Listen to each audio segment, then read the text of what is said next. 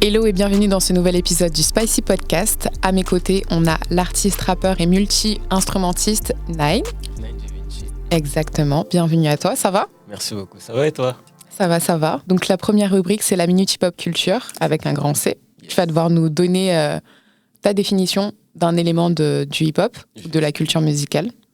Donc je l'ai choisi pour toi et c'est la New Wave. Ok. Est-ce que tu peux nous dire ce que c'est ? La New Wave, c'est... Moi, je dirais pas que c'est un courant... Enfin, justement, si. Mais je dirais pas que c'est un sous-genre ou quoi, parce qu'en vrai, ça regroupe beaucoup de styles différents, tu vois. Donc, pour moi, la New Wave, en fait, c'est plutôt un mouvement, du coup, qui est caractérisé par une envie de... En fait, c'est la recherche de trucs nouveaux, du coup. C'est de pousser vraiment la recherche de nouvelles sonorités le plus loin possible. Et ça se fait de différentes façons. Et pour moi, c'est ça qui caractérise les artistes de la New Wave. Ok, donc c'est plus au niveau du son que des paroles pour toi. En vrai, ouais. Ok, et du coup, tu aurais des artistes à recommander en dehors de toi, aux personnes qui aimeraient savoir qu'est-ce que la New Wave, qui aimeraient entendre ce que c'est ? Des artistes, j'aurais par exemple le duo Moji x S-Boy. J'ai Morphée, que j'aime beaucoup aussi. Voilà, des mecs comme ça. Donc du coup, tu nous as donné de quoi faire une petite playlist New Wave. Est-ce que tu peux nous dire quel est ton premier artiste préféré quand tu étais tout petit ? En vrai, c'est marrant parce que ça n'a rien à voir avec ça. Il n'y a pas de Je pense problème. que mon premier artiste préféré, ça devait être... en fait, c'est l'artiste qui m'a appris... C'est l'artiste qui m'a choqué avec un album. La première fois que je me suis posé, j'ai écouté un album, je l'ai terminé, je l'ai réécouté encore. J'ai terminé, j'ai réécouté une troisième fois. C'est Dossé avec Yori, en 2016. Ah, c'est tard. Ouais, Ah oui, c'est vrai qu'on n'a pas le même âge. ouais. Je dois me faire, Ouais, pardon. je suis en 2000. Excusez-moi pour le jugement. Ok. Ouais. Et du coup, qu'est-ce qui t'a choqué ? Qu'est-ce qui t'a donné envie de réécouter l'album ? En fait, il y a un storytelling dedans qui m'a laissé sur le cul. Franchement, il y a des sons dedans, il y a des... franchement, genre, je saurais même pas... C'est trop... En fait, c'est trop un point central sur ma construction en tant qu'auditeur de rap, carrément, cet album. Et du coup, t'as acheté l'album physiquement ou c'est Je l'ai pas acheté. Ok. Ouais, je l'ai écouté en streaming, ouais. Ok, d'accord. Donc du coup, est-ce que tu l'as réécouté vraiment en intégralité ? Oui. Ou t'as des pistes quand même que t'arrivais à exclure J'ai des pistes, j'ai des pistes préférées, ouais. J'ai des pistes préférées, mais j'avoue que l'album, il s'écoute, il s'écoute plus dans sa globalité, mais ouais, genre par exemple 25 décembre, c'est un son que... Sans l'émotion. 25 décembre, c'est vraiment un son qui me... C'est un son qui me tient à cœur, vraiment, tu vois. Et du coup, c'est intéressant parce qu'il y a des artistes vraiment qui construisent leur album justement pour qu'on ait du mal finalement à ne pas écouter l'album un peu de A à Z. Est-ce que tu as pu retrouver ce processus-là sur d'autres albums plus récemment ? Plus récemment, c'est pas beaucoup plus récent, mais je sais plus combien de temps c'était après, mais j'ai eu Damn de Kendrick qui m'a fait la même chose aussi. Ouais. Ok. Moi, je crois récemment, je dirais Benjamin Epps. Benjamin Epps. Oula, je prononce avec l'accent créole, excusez-moi. Benjamin Epps, mais que son dernier album. Avant, pas trop. Ouais. Et peut-être Thury aussi. Papillon Monarque. Mais sinon, ouais, j'ai pas trop en tête des albums où vraiment tu peux pas, t'as envie d'écouter de A à Z comme ça. Ouais, je vois. Du coup, on va passer à la rubrique d'après où je vais te poser quelques questions. Mais avant, c'est l'instant shout-out. Partage-nous tes réseaux sociaux, partout où on peut te suivre. Moi, c'est pareil sur tous les réseaux. Donc, Instagram, TikTok, en vrai, je suis que sur les deux. C'est Nine.954, Nine.954. Et sur les plateformes de streaming, tu mets Nine, G, Vinci, Vinci, comme le peintre. Ok, maintenant autopromo de mon côté. Donc du coup, la Sono TV sur Instagram, Spike Concept sur Instagram et C-AGO-music aussi. Mais aussi sur les plateformes, vous pouvez écouter du coup Spicy Podcast sur Spotify. Et sur YouTube, on s'abonne, on like, on commente, on active la petite cloche de la Sono TV. Important.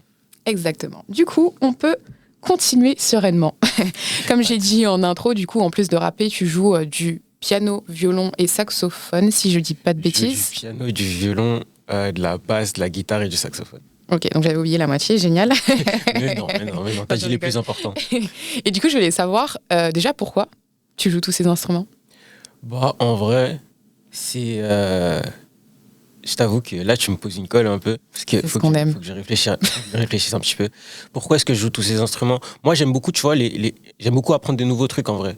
Moi, tous les 6 mois, je suis sur un nouveau truc. Genre là, récemment, j'ai commencé à me mettre au mandarin. Tu vois, moi, en fait, ça vient de là. Genre, je reste pas en place. Il me faut des nouveaux trucs, ouais. Et du coup, comment le fait de jouer de tous ces instruments, ça nourrit ton rap et ton rapport à la musique? Bah, franchement, comment dire? Je pense déjà que si je jouais pas mes instruments, ma musique serait vraiment très différente, tu vois. Ça, en fait, ça me donne beaucoup de possibilités. Ça me laisse rajouter. En fait, déjà, ce qui caractérise ma musique, c'est beaucoup des textures, beaucoup, parce que c'est un gros travail que je fais sur ça. Et justement, les instruments, je les ajoute pour ça, en fait. Tu vois, chaque son, limite, c'est un feat avec un instrument. D'accord. Donc, en ce sens-là, en fait, si on retire les instruments, bah, faudrait que je réorganise, en fait, complètement ma manière de construire mes sons. Tu vois, C'est super intéressant. ouais, parce que j'ai vraiment articulé la construction de mes morceaux autour du fait que j'avais les instruments derrière. Du coup, tu fais toutes tes prods Ouais. et tu te vois poser sur les prods d'autres personnes ou pas? Oui, je pourrais tout à fait.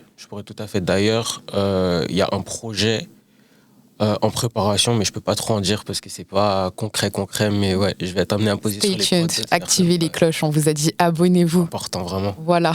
Restez à l'affût. Et du coup, tu as un projet qui est sorti, ton premier, fait, ouais. qui s'appelle, entre guillemets, Porte, C'est ça. écrit en capital et le O en 0. Est-ce que déjà ça a une signification, ça a une importance, je suppose? Alors, le fait, déjà les guillemets, c'est pour dire que c'est métaphorique en fait. C'est pas une porte, c'est une porte, entre guillemets. Du coup, c'est la porte d'entrée à mon univers musical. Parce qu'en guise de premier projet, du coup, je voulais que les gens ils aient une petite vision de ce que je suis capable de faire et jusqu'où je suis capable d'aller. Ok, donc c'était ça ton intention derrière ton premier EP? C'est ça, tout à fait, ouais. Donc qu'on puisse découvrir tes capacités? Capacité et univers musical, ouais. Donc ça veut dire que peut-être sur le prochain projet, tu vas peut-être te concentrer sur un aspect de ce que tu veux ou souhaites faire? T'as visé très juste. I know. Donc en fait, c'est un peu, du coup, ton EP, tu considères que c'était une carte de visite pour ton public ou pour les pros? Vraie question. En vrai, un peu les deux. Un peu les deux, parce que ça s'adresse pas plus aux pros qu'au public, franchement. C'est pour les deux. Ok. Et du coup, là, c'est ton premier projet. Avant, tu n'avais pas forcément sorti de freestyle. Il me semble que c'est vraiment ton projet, ton début de project, comme on dit. Tout à fait, ouais. Est-ce que tu as eu du coup des retours? J'en ai eu, ouais. Et après, attends, comment tu les as gérés? Comment tu les as reçus, accueillis, etc.? Alors, tout d'abord, pour les retours. Ouais, j'en ai eu. J'ai eu des retours comme... Il y en a un qui me fait trop rire. Il m'a dit... c'est un commentaire sous une vidéo. Il me dit, écoutez Nekfeu, ça c'est de la vraie musique. Je lui ai répondu, mais du coup, c'est quoi de la vraie musique? Enfin, ça veut rien dire. Mais bref. J'ai eu beaucoup de retours positifs, puis j'ai eu des retours spéciaux, dans le sens des gens qui me disent, en vrai, c'est du rap, mais en même temps, je sais pas, ça va tellement loin que je sais plus si c'est du rap. Genre, c'est tellement différent de ce que j'écoute que, voilà. Et moi, tu vois, la première fois, genre, j'étais en mode, en vrai, c'est du rap. Pour moi, je suis dans ma normalité à moi, tu vois, quand je fais ma musique. Je fais pas ça pour spécifiquement aller chercher loin, mais c'est parce que j'ai des influences qui sont tellement diverses et variées que le mélange, ça donne un truc qui est un peu space, tu vois. Et comment est-ce que j'ai géré les retours? La première fois que tu l'entends, t'es en mode wow, il y a des gens qui pensent ça, tu vois.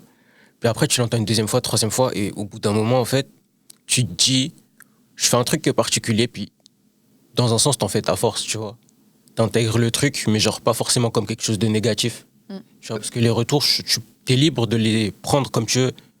Ou de pas les prendre. Mais du coup, en fait, les gens qui disaient que ton délire était spécial, c'était plutôt dit négativement, tu penses ou C'est pas négatif. Ok, pas forcément. Ok. Il y a des gens... En vrai de vrai, moi, j'ai trouvé que les gens qui n'ont pas aimé, ils ont été plutôt silencieux à ce sujet. Parce que je sais que c'est un truc qui va pas plaire à tout le monde. Mais comme j'ai pas eu beaucoup de critiques négatives ou de trucs vraiment virulents, tu vois, je me dis, les gens qui n'ont pas accroché, juste, ils sont passés à autre chose.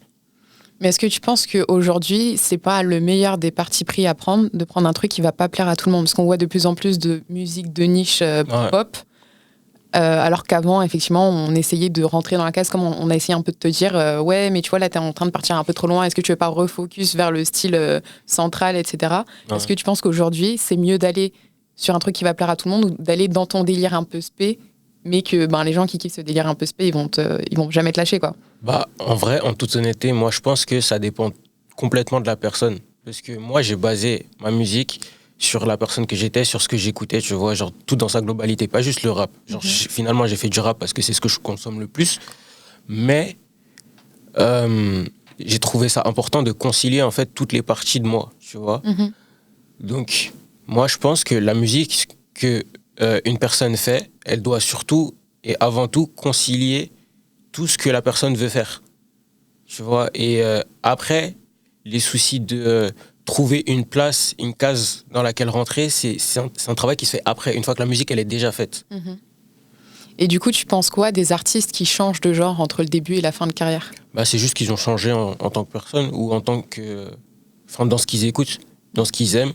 Donc, j'ai pas vraiment d'avis négatif par rapport à ça.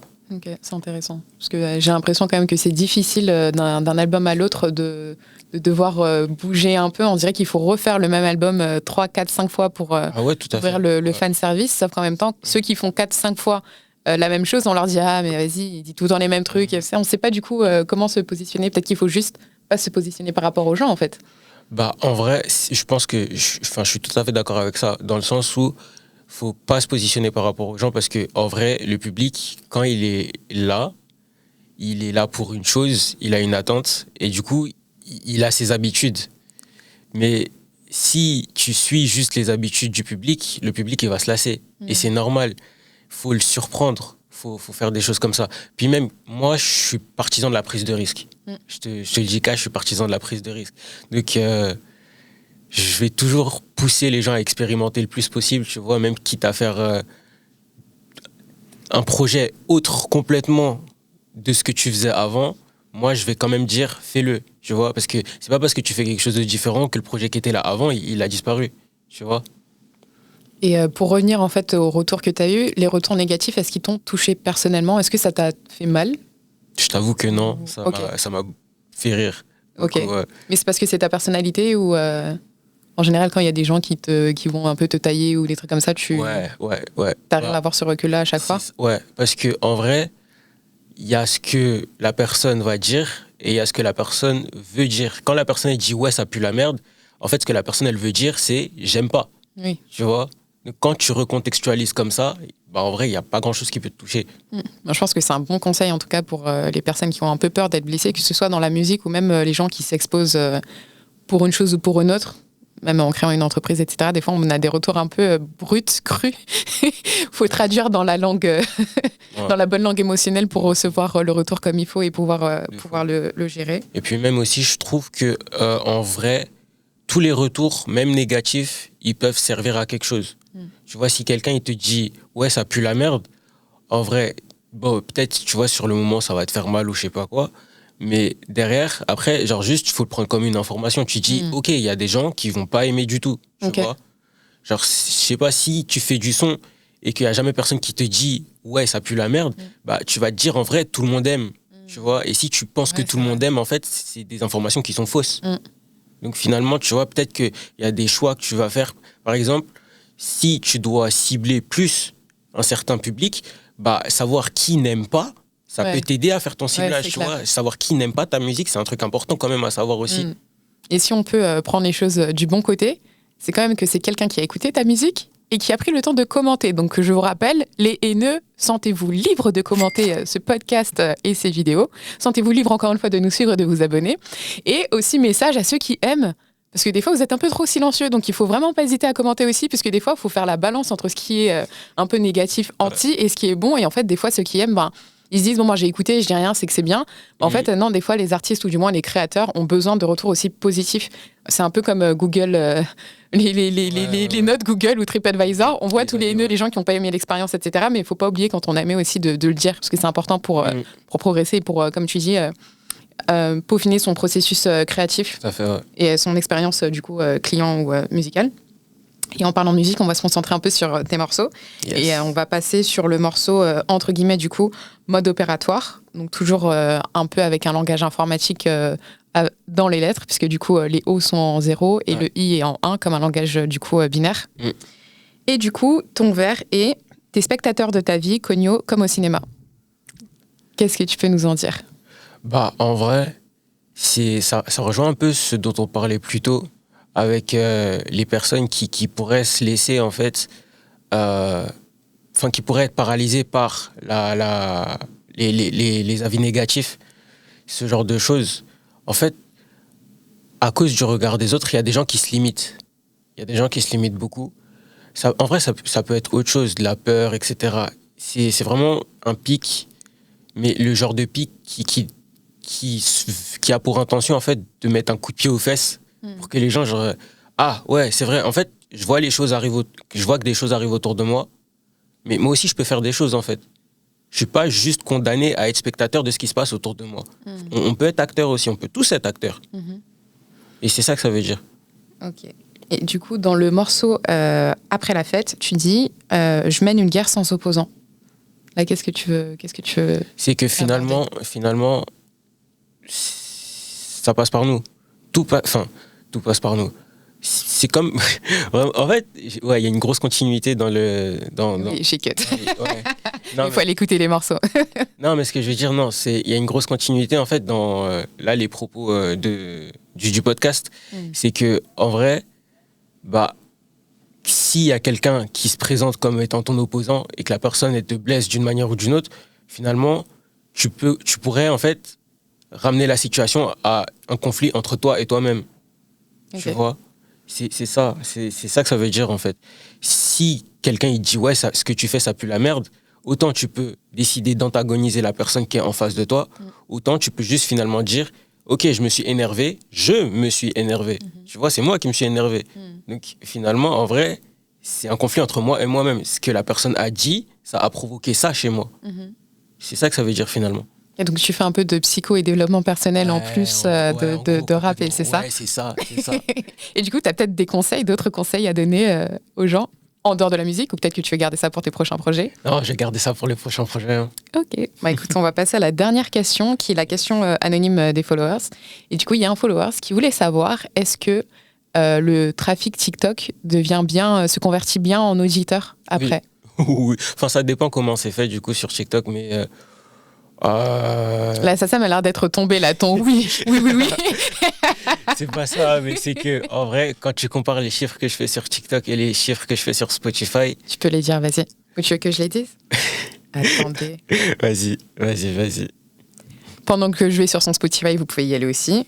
Allez-y. N-I-N-E, D, la lettre D, et V-I-N-C-I comme le peintre.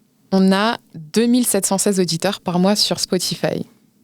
C'est ta plateforme principale où il y a le plus de gens qui écoutent ? Ouais, c'est ça, tout à fait. Pas mal. Ouais, et j'en suis content. Ouais. Du coup, ça vient principalement de TikTok ou t'as d'autres canaux via lesquels tu vas chercher ton public ? En vrai, principalement TikTok. Hein. Ok. Principalement TikTok, ouais. Donc tu conseillerais, toi, aux rappeurs, rappeuses ou autres artistes de... Faut s'y mettre, mais en vrai, faut s'y mettre bien. Parce que moi, tu vois, j'ai quelqu'un qui me conseille niveau marketing. Donc... ce qu'on dit, etc., comment on se présente, c'est important en tant qu'artiste. Faut savoir le faire. Et genre, juste, t'arrives et tu dis, ouais, enfin, je rappe un peu, tu vois, genre, ça donne pas envie aux gens d'aller voir. Tu vois. Tu procèdes comment, toi ? C'est-à-dire pour cibler, pour faire en sorte que le public, finalement, aime ta musique dès le moment où tu te présentes. Bah, en vrai, c'est pas forcément le travail que je fais de me présenter pour faire en sorte que les gens aiment ma musique, mais le travail que je fais, c'est plutôt de me présenter de sorte à ce que ceux qui aiment ma musique la trouvent. Ouais, voilà. Mais comment tu fais ça, du coup ? Bah, ça passe déjà par un travail sur soi. Donc, ce qu'il faudrait faire, d'abord, c'est voir qui je suis, quelles sont mes influences, quelles sont mes caractéristiques.